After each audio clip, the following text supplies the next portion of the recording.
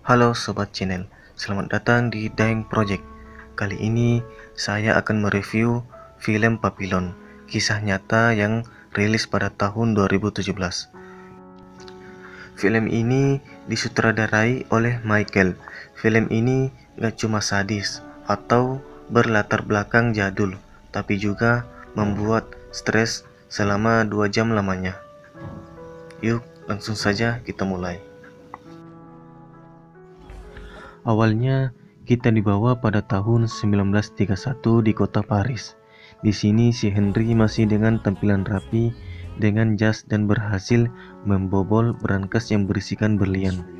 Kesalahan kecil yang akan berdampak besar adalah dia nekat mengambil berlian milik bosnya untuk biaya hidup bersama pacarnya. Dan karena ketahuan, akhirnya Henry pun langsung dilaporkan oleh salah satu rekan kerjanya.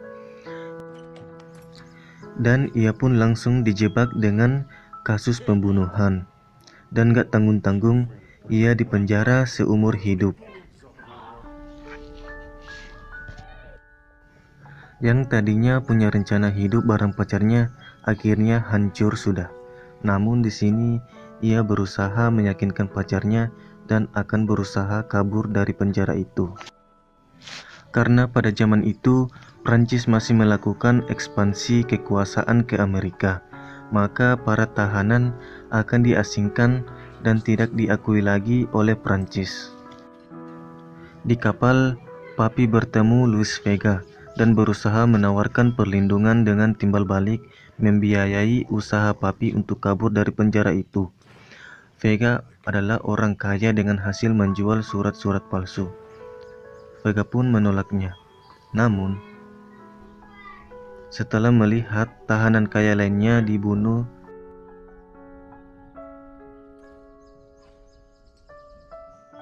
si Louis pun menemui si Papi untuk menerima tawarannya si Papi. Dan di sini ia pun resmi bekerja sama demi berusaha kabur dari penjara tersebut. Kini, ia pun sampai di penjara yang ada di pulau, yang mana penjara ini punya aturan untuk orang yang kabur. Satu, bakalan diisolasi di penjara yang mana di penjara ini hanya ada keheningan. Kedua, bakal diisolasi selama 5 tahun. Dan yang ketiga, jika membunuh sipir akan dipenggal kepalanya.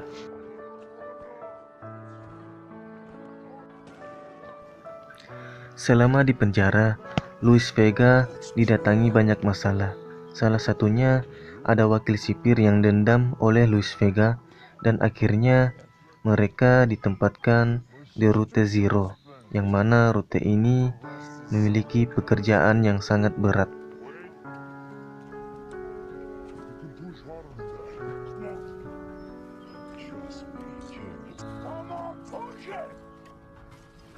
Di sini dia bertemu dengan seorang mantan angkatan laut dan mereka pun mulai menyusun rencana pelarian dengan memanfaatkan perahu yang bisa mereka dapatkan dari seorang pelaut yang baru saja membawa wanita penghibur.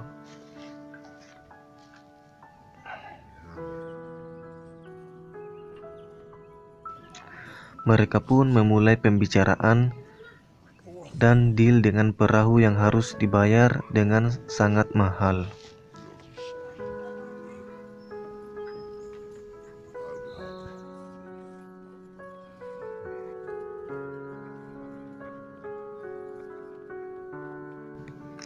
Dan di scan ini, seorang tertangkap yang berusaha kabur dari penjara. Dan parahnya, dia membunuh sipir penjara. Dan sesuai aturan, ia pun akan dipenggal kepalanya.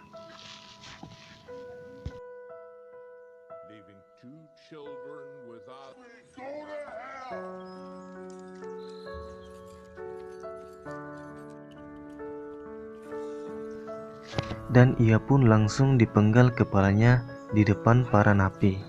Lalu, si Papi dan Vega ditunjuk untuk membuang jasadnya ke hutan. Di hutan, si Luis Vega trauma dengan semua yang terjadi, dan si sipir pun melihat si Luis dan langsung mencambuknya.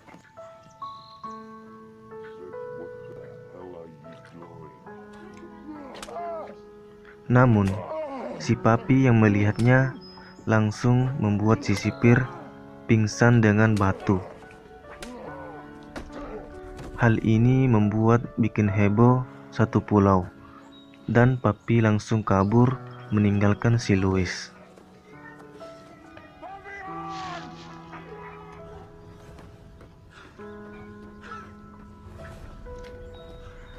Tanpa berpikir panjang, ia pun langsung menuju ke tempat pelaut tadi.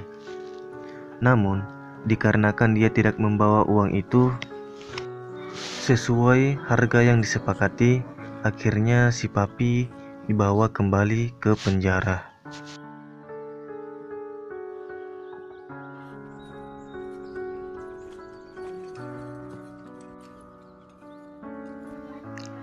Atas upayanya yang gagal ini, Papi langsung dipindahkan ke Pulau San Jose selama 2 tahun. Yang mana, kalau di Pulau San Jose tadi masih bisa berinteraksi, beda dengan di penjara ini.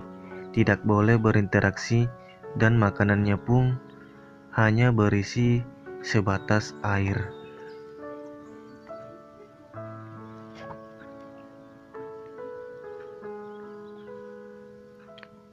Lalu, si Papi kedatangan tamu. Ia adalah sipir yang dibuatnya pingsan kemarin. Dan ia datang bersama anak buahnya untuk balas dendam. Dan si Papi pun disiksa hingga tersungkur lemas.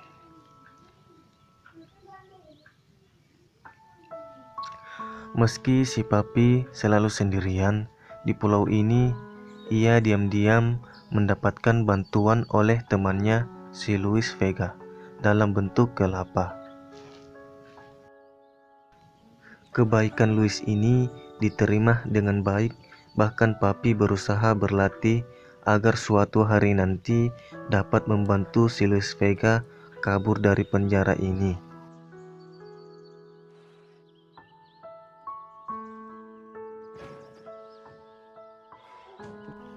Namun, kabar soal kelapa ini diketahui oleh seorang sipir. Ia pun langsung diinterogasi. Namun, dikarenakan Papi enggan membocorkan nama Luis setelah diberi beberapa hukuman, ia pun masih belum ingin membocorkan nama Luis Vega. Dan memaksa si kepala sipir membuat selnya gelap secara total. Sudah hancur secara fisik karena makanan yang kurang, kali ini Papi juga harus mengalami halusinasi yang sangat parah.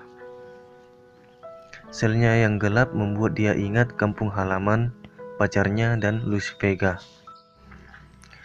Dengan segala penderitaannya, akhirnya 2 tahun pun berlalu dengan sangat lama. Papi yang dulu badannya kekar, sekarang justru kurus. Saat Papi bebas, ternyata Luis Vega bisa bertahan hidup tanpa Papi dengan menjadi juru tulis bagi kepala sipir. Saat mendengar kabar Papi, ia pun langsung menjenguknya dan merasa bersalah atas pandangannya yang begitu kosong. Namun, ternyata di sini Papi hanya berpura-pura gila agar si sipir tidak mencurigainya lagi.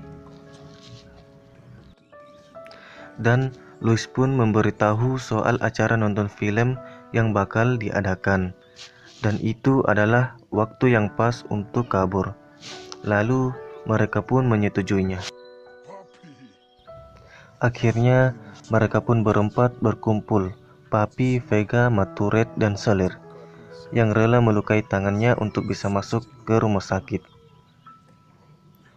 Mereka pun sepakat mencari perahu dengan bantuan Selir asalkan setengah biaya bisa terpenuhi.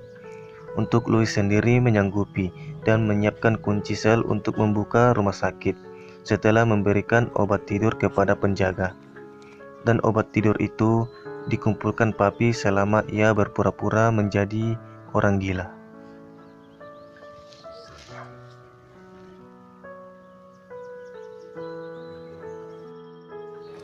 Malam acara nobar para sipir pun telah dimulai. 4 orang itu melakukan perangnya masing-masing dan akhirnya berjalan lancar dan berhasil keluar dari rumah sakit tersebut.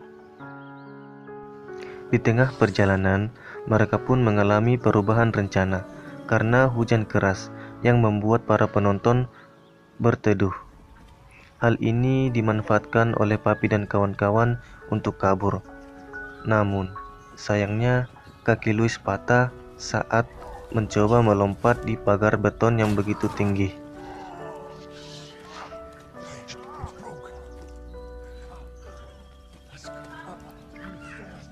Sesampainya di hutan, ia pun didatangi oleh para bandit perahu itu. Dan Louis pun memberikan uangnya yang terakhir kepada Papi untuk diserahkan.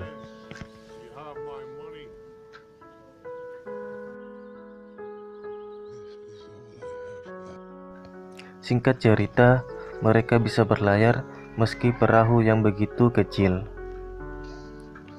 Perahu yang mereka beli dengan mahal di tengah perjalanan mengalami kebocoran.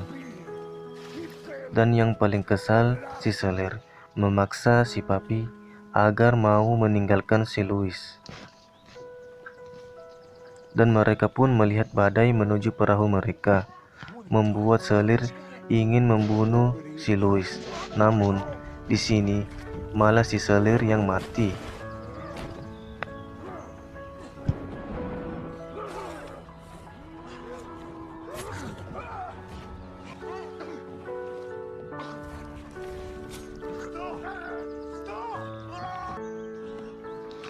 Kini, mereka pun tersisakan 3 orang. Badai pun datang dan mereka pun terombang-ambing.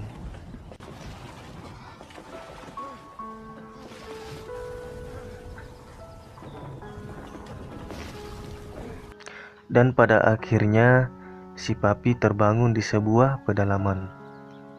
Dan akhirnya mereka bertiga tahu sedang berada di wilayah Kolombia. Biarawati pun itu tahu bahwa mereka bertiga seorang napi dan memaksa si Papi bertaubat. Dan Papi pun menolaknya, lalu mengajak si Louis untuk pergi. Namun, di sini si Louis tidak ingin pergi karena menurutnya di sini adalah tempat yang paling aman.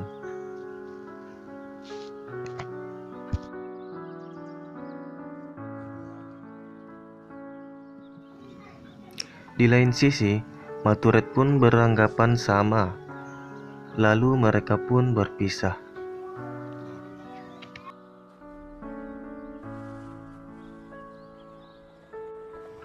Di perjalanan, Papi melihat mobil patroli yang menuju di tempat Louis dan Matured berada.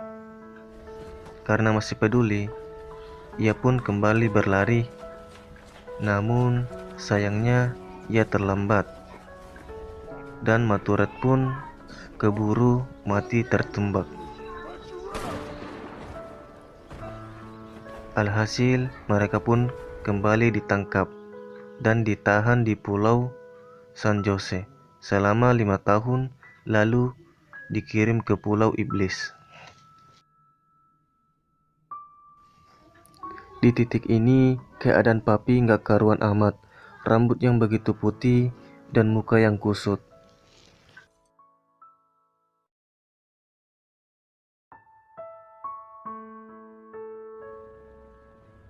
Hukuman 5 tahun pun berakhir, dan ia pun akan dikirim ke Pulau Iblis.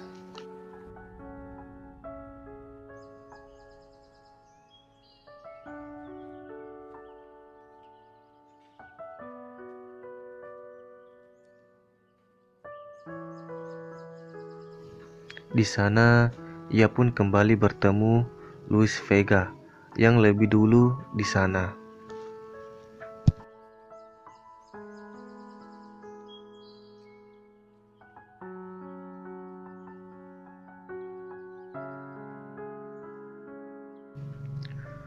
Untuk suasana di sini, Pulau Iblis ini jaminan membuat orang gila. Nyaris nggak ada harapan, yang berujung hanya penyesalan. Disinilah kita melihat keinginan bebas Papi untuk kembali ke Prancis.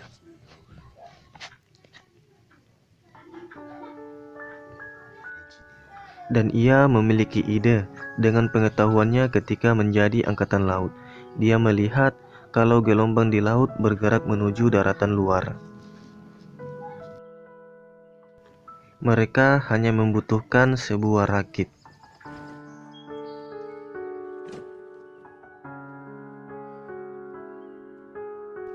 Meski rencana ini mungkin berhasil, namun Papi hanya pergi sendirian. Karena Louis sudah betah di pulau ini dan tidak akan pergi.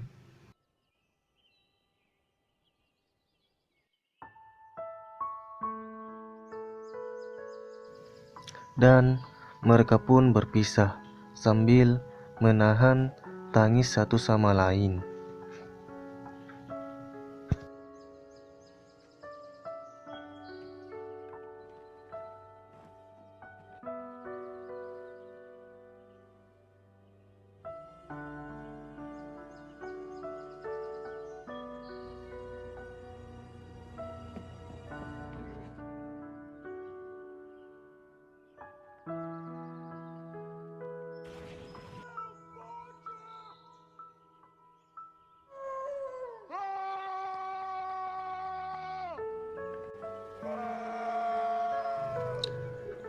Nah, sekian review film dari saya. Sekian dan terima kasih. Jangan lupa di subscribe ya.